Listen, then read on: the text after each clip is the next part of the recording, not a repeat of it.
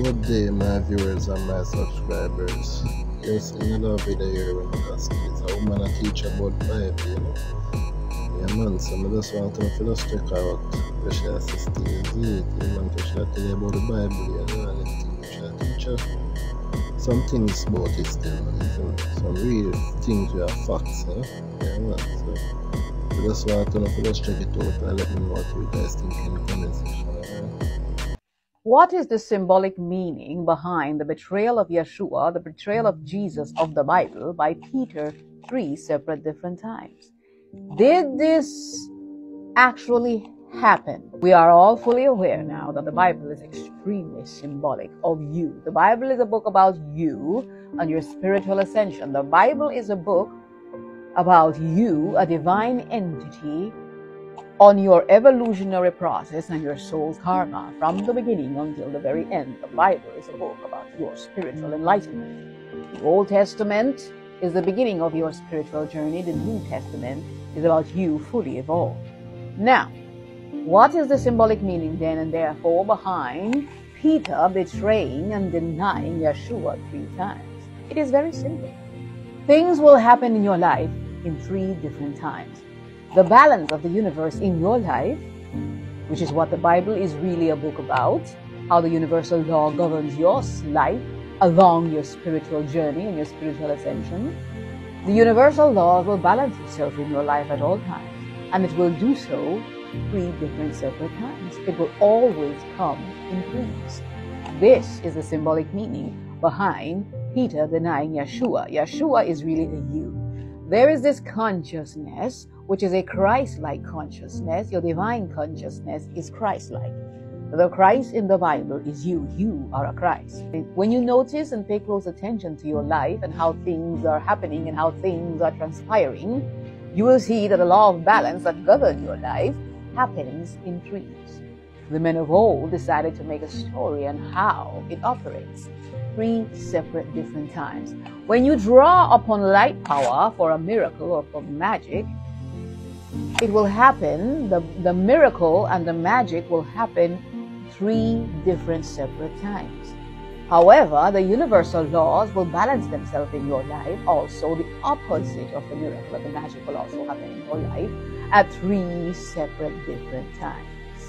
This is the symbolic meaning behind Peter denying and hurting the very heart of the soul of Yahshua at 3 separate different times. It is simply the universal law of balance. Cause and effect. The universal law of balance of cause and effect, the yin and the yang. The universe will balance itself and correct itself by any means necessary. It doesn't matter what powers you draw upon, light or dark. The universe will balance itself out 3 times. And then it will be done. Until you come again and draw upon powers, then once more it will balance itself out and always at 3 separate different intervals. The reason why the counselors cannot help you, and the reason why the psychologists cannot help you, and the reason why all the group therapies cannot help you, and the reason why all the anger management cannot help you, the reason why the doctors cannot help you, is because they are looking at you as an entity that is separate from their spirit. They are looking at you as an entity that is only physical and not energetical, not spirit. The reason why you are trying all this meditation and all this seeking and all this searching, and you are not able to find the root cause, is because many times it goes deeper than what you are looking at right in front of you. It goes deeper than the man behind the mirror, and it goes deeper than the man sitting in your counseling chair. It goes to the beginning of you. It goes to the beginning of you when you decided to enter this dimension. It goes into the womb, which is where it all began, where your creation began, where your entry into this dimension began. What happened in the womb? Before you go into the womb, and we are going to be using this technique of cord cutting to remove blockages spiritually and energetically. But before we do this, I would like for you to understand one thing. All of you and everything that you are, all of your essence and all of your being is not contained within the confinements of the womb. All of you is not in the womb. That is only a tiny portion of you that is manifesting itself in this little physical form. All of you is not in the womb. And if you are this powerful star seed with divine abilities, you are affecting people and events around you while you are still yet in the womb. You are affecting your mother, and you are affecting the energies around you and about you. Why? Because of your essence and because of your being. You have powerful, godlike, manifesting, creative abilities. And it is affecting people and their behaviors around you before you even came into the world. Which is why extreme adversities or extreme blessings came towards you while you were still in the womb. Life designed itself around you and about you according to your energies while you were still in the womb. We are going to go into the womb. If you are this human, this entity that experienced dark negative adversities and trials in a negative energetical vibration, then somehow you have powerful energy that took place from within the womb. And we are going to go into the womb now. We are going to go into the confinements of the womb. This level of energetical blockage goes way more beyond the counselor's chair. It goes way more beyond the psychologist's chair. There is no drug or medication that can treat this form of energetical block. This requires one to alter their minds, alter their brain chemistry, alter their consciousness, and go within it and remove these blockages. We are going to be doing this as well.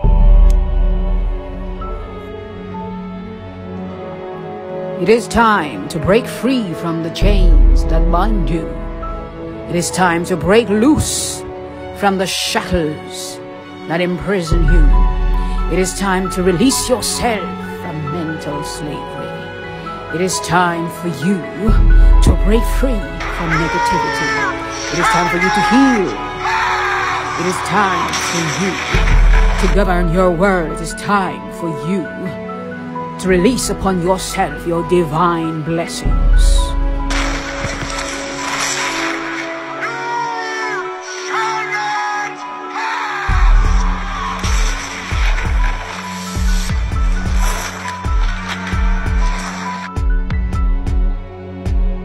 Remember who you are and why you came here, what brought you here, why are you here? You left your heavenly dimensions, you left your celestial dimensions of riches and abundance and perfection, and you became poor to help the poor.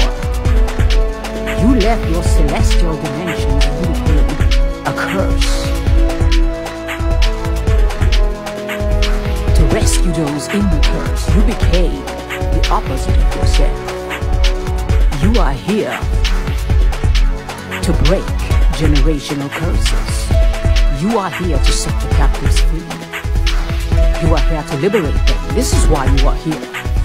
This is why you cannot understand why you are where you are and why you are experiencing what you are experiencing. You are a curse breaker.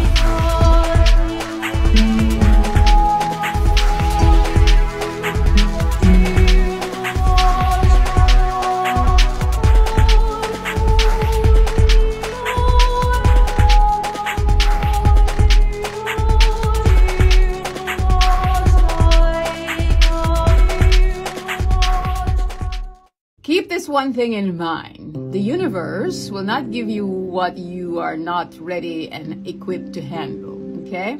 Neither can the universe give you what is not in your vibrational alignment. I experience what I experience because of my level spiritually, my evolutionary process, my soul's karma, my own life's karma. Everyone will have their own individualized experience. Don't be afraid of becoming yourself. Do not be afraid of becoming yourself.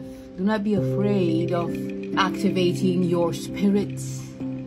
I experience what I experience because of my essence, because of who and what I am. So far, I have done a lot of extensive research looking for people who have experienced what I have experienced at that level.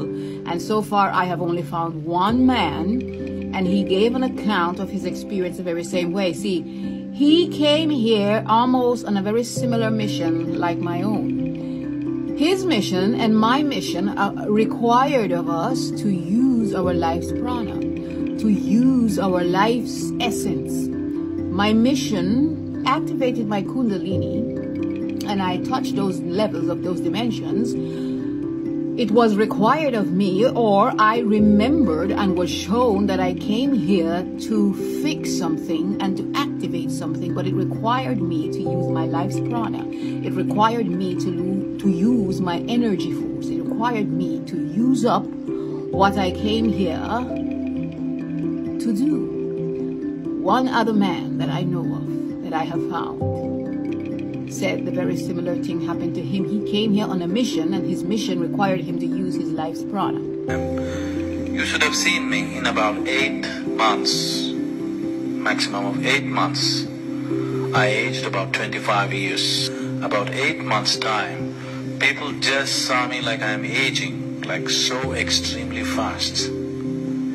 I became, from a very vibrant young person, I just became an old person, absolutely. Totally weak and shaky in 8 months' time. My hair grayed completely, my whole body changed, everything happened. Everybody knew anyway I'm going to die shortly. So I used my body, my energy body recklessly, because within a certain time I had to do this. To him, he came here on a mission, and his mission required him to use his life's prana. Which is why the backlash of that is, if you use up your life's energy and you use up your life's prana, then you die. Which is why the dark night of the soul for me was excruciating and was more worse than crucifixion, because I was left like a dead thing. I was dead. That was death, while still staying alive. So you will not experience what I experienced, because your life is different than mine. And in all reality, when I activated my kundalini and I touched those dimensions and became divine, when I became my full essence and my full self, I really don't want to say what I turned into or what I became, because not everyone is ready to hear that. But you will see little hints of what I became. My fullest form and my fullest essence, my truest self. You will see little hints of what I became throughout my videos. I became this ancient being that was there from the very beginning of time. I was there, and I am this being that will incarnate every so often to activate and to make extreme changes. This is what I became. So you will have your own spiritual experience at your level, because of your spirit and your essence at your time, what the universe knows you are ready for and what you are ready and capable of.